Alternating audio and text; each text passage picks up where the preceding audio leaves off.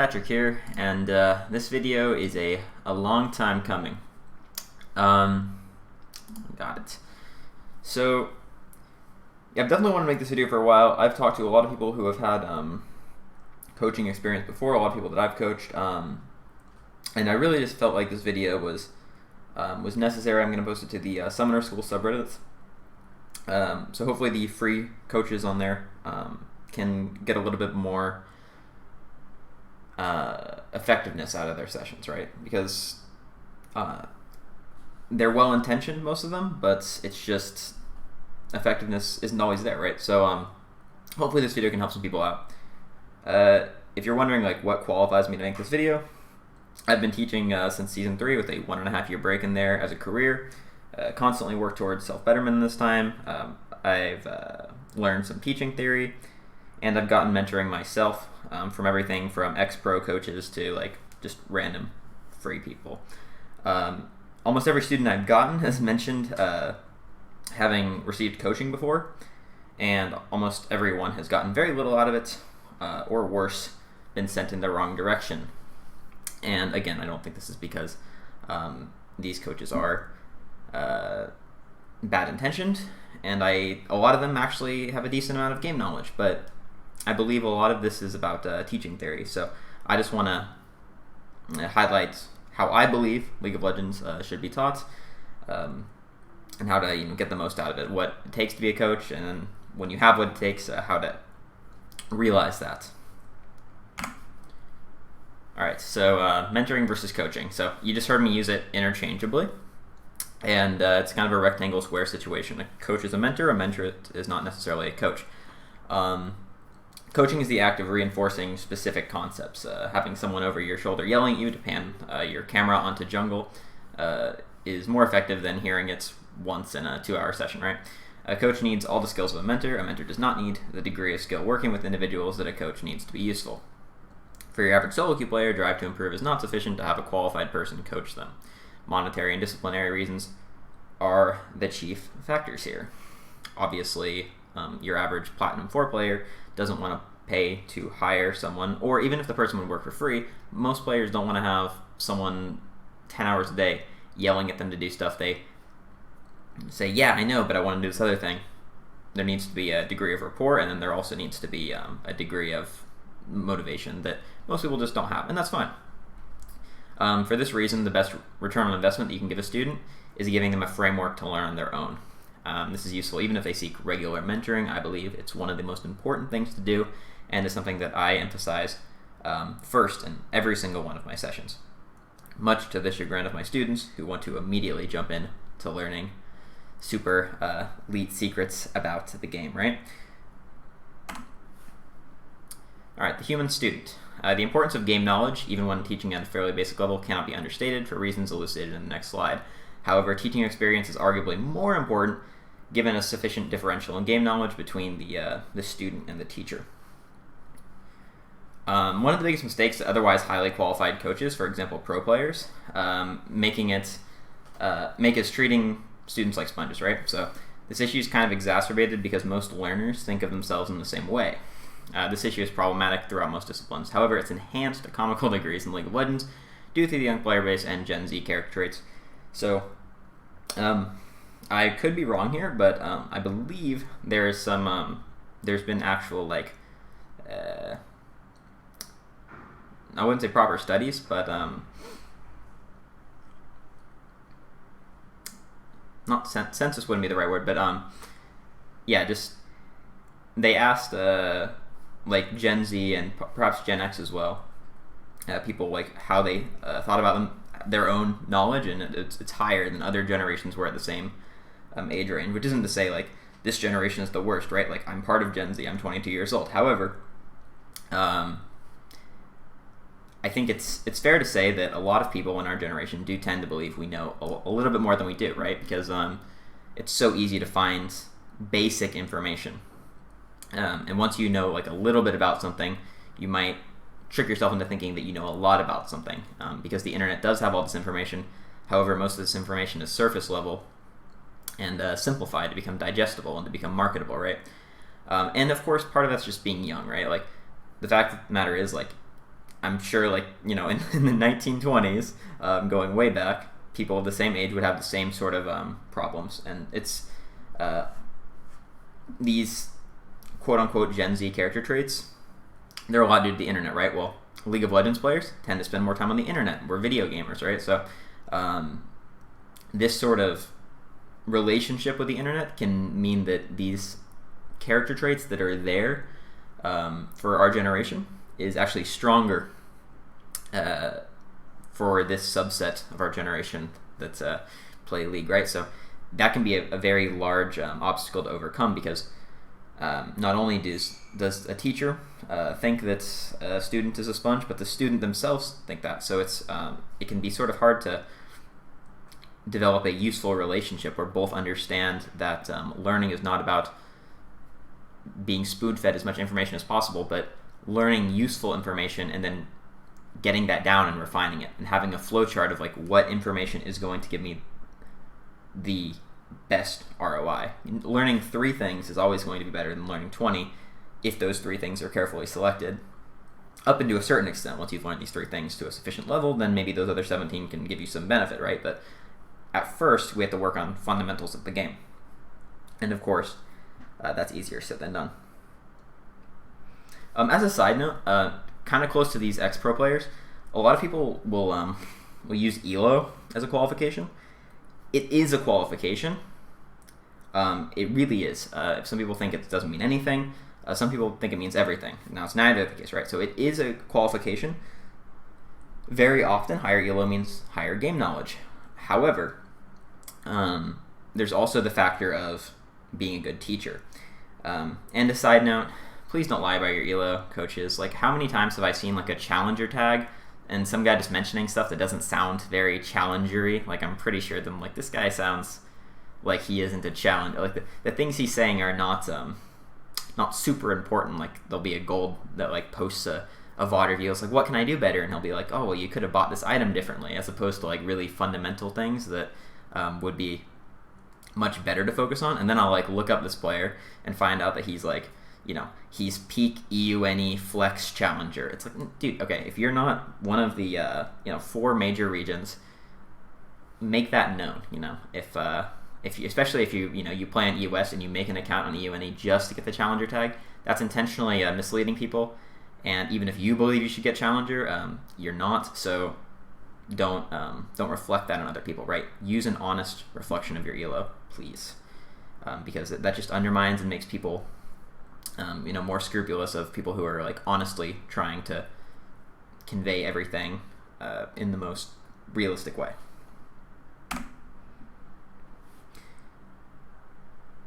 All right, so the human student part 2.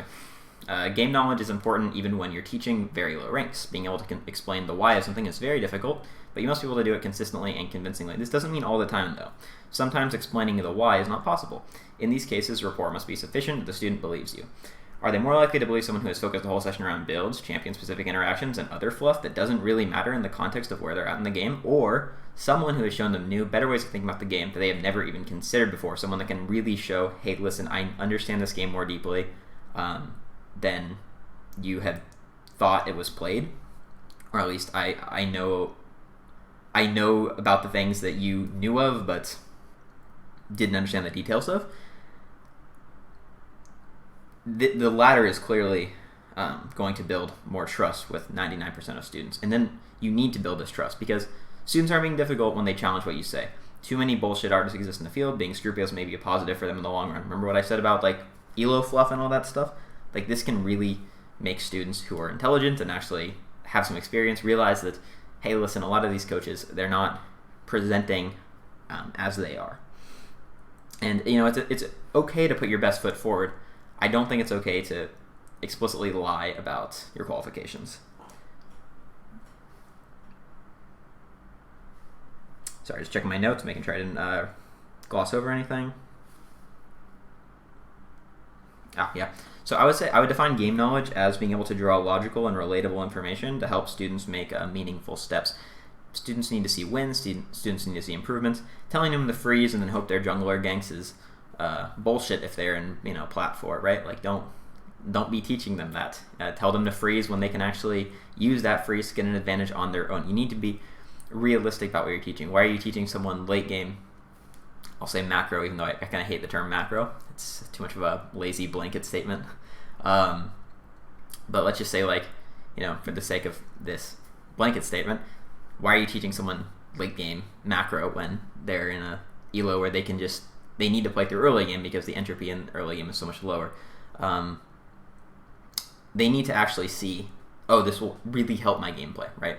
And then once you can show them that consistently enough, then they'll start to trust you. If the student is, reasonable, they'll start to trust you, and you'll build this rapport. And then when it comes to these things that explaining the why is hard to, because of, like, it's just, I could, do the calculations and show this much damage is, possible to be dealt right now, or you could just believe me, this rotation was possible. I can show you the move speed. Like, when it comes down to certain things, it's just like, trust me, this would have worked. And if they don't trust you, then it's going to hurt them, and you don't want to hurt your student, right? You want them to actually believe you when you know what you're saying is true. Ergo, you need to give them useful information. All right, so here we got 3 types of students. We're still kind of in the human student bracket because students are humans, right? And that's, I think, one of the most overlooked things, if you couldn't tell based on my emphasis of it. All right, so first we got fucking Genius Jimmy over here, all right? Genius Jimmy is the person that's been coached like 3 or 4 times before. They watch all those really high-quality videos on YouTube from all those new companies that are coming up, making videos about just stuff where they watch a pro VOD and they show a bunch of stuff the pro is doing. Genius Jimmy thinks he knows so much about the game. He thinks he knows all about and he'll probably teach you a few things while you're playing. Who knows? He'll teach you that, oh, this champion interacts this way, right? But at the end of the day, they don't really have that much game knowledge. They think it's their mechanics holding them back. They're going to tell you, oh, I'm silver, but I have plat game knowledge. Like that means anything, right? This is how you can identify a Genius Jimmy. That statement right there, that's a Genius Jimmy statement right there. Okay, and by the way, Genius Jimmy also, of course, seeks out tons of information and tends to just regurgitate it, like this kid's doing here with this little quiz. All right. And by the way, Genius Jimmy is, even though very, very common, and if you're watching this, there's a pretty good chance you're a Genius Jimmy. It's not a bad thing. It's a genuine attempt to learn. It's just slightly misguided, in my opinion. Now there's Chad Chad. Chad is a D1 Tryndamere main. He has never once watched a League of Legends video, except maybe a montage or two. He has no idea when, on paper, a minion wave freezes or pushes or whatever. You can't. He doesn't know anything. He couldn't tell you, oh, if the minion wave has a numbers advantage, it pushes back, or when do I go rotate top to get Herald? Chad just fights, and he actually knows a lot of those things that I was mentioning just off instinct because it's kind of obvious. Chad is really good at self-learning. He's super confident. He goes for 50-50s. He observes the game in his own way. However, the problem with Chad is that he's borderline unteachable. He's D1, but he thinks he knows everything about the game. He says the game is a coin flip when he loses, and he isn't able to ever really break past a certain barrier unless he changes his mindset. So, in this case, you'd want to be a Genius Jimmy who's a little bit more thought out if you're willing to put in the time to get taught. However, better than either of these things is to be well-adjusted Willis. Look, he's got the baseball cap and the book. He's doing everything. Well-adjusted Willis realizes the game is not one or the other. He doesn't get an ego boost out of saying he has bad mechanics. He doesn't get an ego boost out of saying that his teams are coin flip and the game is... he knows everything about the game already. Well-adjusted Willis realizes that he has a lot to improve on, but also has the self-confidence to execute and try to improve on those things. He doesn't stick his nose in books all day and only learn about theory. He actually applies this theory well to in-game situations and learns from them. Now, well-adjusted Willis is 1 in 100. Your goal is to take your Genius Jimmies and your occasional Chad that you'll find on the streets somehow, and you turn them into well-adjusted Willises. This is very hard. obviously, and nobody is, just one of these three. However, well-adjusted Willis is the pro player. Well-adjusted Willis is everyone that's successful in this game. So I would highly recommend trying to realize the game as a blend and not hiding behind this guy's pretending you have more game knowledge than another person because you can regurgitate stuff you've seen off challenger mode videos, or being like, oh, the game is coin flip and I'm 1v9 every game. Holy shit, I already know everything there is, even though I'm, hard stuck diamonds. Because either one of those ideas is definitely going to hold you back quite a bit. Please beware of the Dunning-Kruger effect. The only reason I've included this graph, obviously everyone fucking knows about this already, but I think a lot of people think that it's linear. No, it goes up and then it goes back up. Well, linear in this case, right? At first, you're not confident at all. So if you go on like certain forums, you'll find a lot of people. The people that are asking the questions are here, and the people that are answering the questions are here, right? What you want is someone that's like here, right? Someone that's their confidence isn't quite there. They're like, I'm pretty sure, but you'll always get these fucking players that really don't know much about the game at all. Often these are chads that are very, very confident that they know far more than they do. And this can apply to both mentors and students. And I think everyone should know about this effect because it's really, really, really true in basically every discipline. It's extra true for young people, obviously, but it applies to just about everything. You've probably experienced it in your own life. I know I have. Everyone thinks, oh, this thing is, I'm figuring this out. And then you get more and more into it, and you realize, wow, there's so much I don't know. And then as you actually approach being an expert, your confidence increases, but it never quite reaches the point of that person that just thinks they know everything, but clearly doesn't, right? Because you always are on the lookout for something to learn, and you realize the complexity of whatever discipline you're in is probably basically infinite. All right, so the optimal intervention time frame, basically when to teach someone in their League of Legends career. Teaching people who are newer to a discipline is inherently better. So someone that has been learning for only a few months and is still hungry and open-minded is far easier to teach than someone who has years of bad habits being reinforced by unguided practice. However, in practical terms, students are unlikely to seek out coaching when they are still seeing improvements in their play. Furthermore, students may not see the value in coaching until they believe they can achieve some degree of greatness. For them, this could be this could be a rank, this could be wanting to go pro, this could just be wanting to achieve something that they considered unachievable before. Whatever this is, oftentimes people aren't really coaching when they're just having fun and enjoying the game and being silver and gold, or just they kind of think they're bad. People will often go when they think, hey, I want to really do something here. And because we're applying coaching in the context of people are self-applying this, it's not like another sport where people are being coached like a school system or something. We do have that disadvantage of people kind of waiting to be coached. Furthermore, certain improvements can only be reasonably implemented at certain brackets of skill.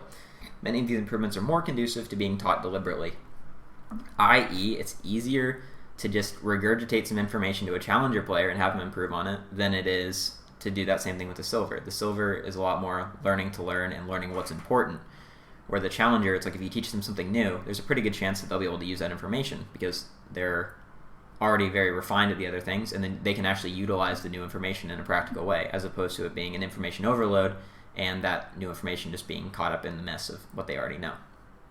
Therefore, coaching people later is often sort of the best way to do it, despite common knowledge being that teaching someone earlier is obviously better. I think my practical advice, and this would vary a ton based on student and how many games you're playing per week, month, year, but I would say my practical advice is to coach the student when they hit mid to low diamond or have been stuck within 3 divisions for a year. Therefore, if they were, again, Season 9's changed some stuff, but generally speaking, so in Season 9, maybe if you haven't climbed a full league, there's a problem there. But we want to say if they were, they started playing in Season 6, and their first rank was gold 4.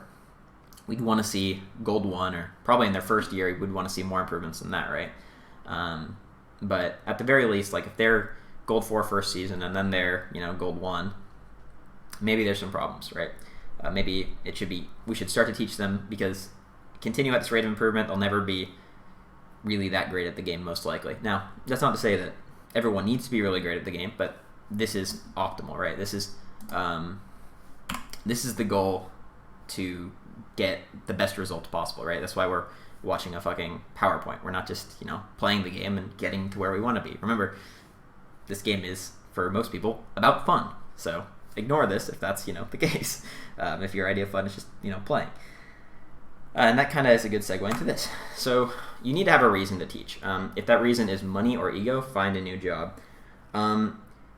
Paid coaches should make less than somebody else with equal skill in any other discipline, because the people you're coaching in League of Legends are almost always young,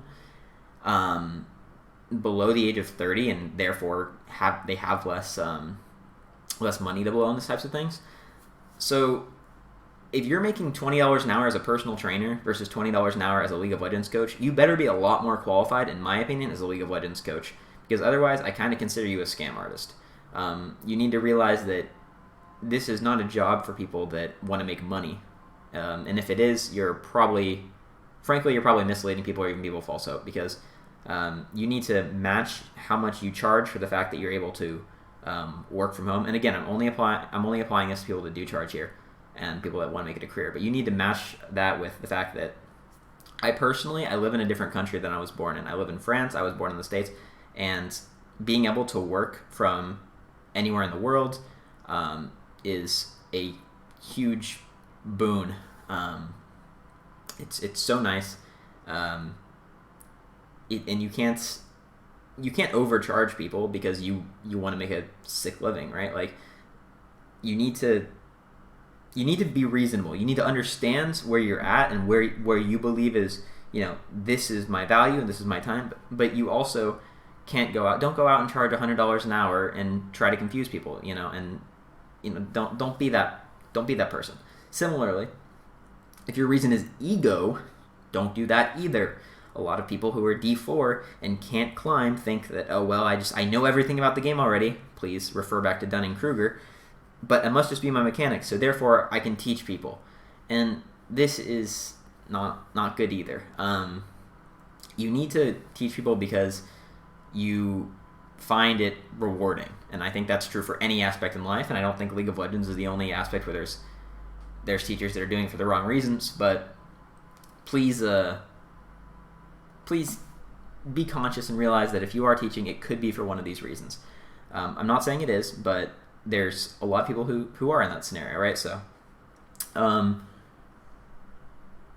appreciate your ability to, if you are doing this as a living, please appreciate the job itself. And if you don't enjoy it, don't do it. That's my opinion. I don't think you're not a lawyer, you're not a CEO who can just be like, well, I hate it, but the pay is good. Value yourself higher than that.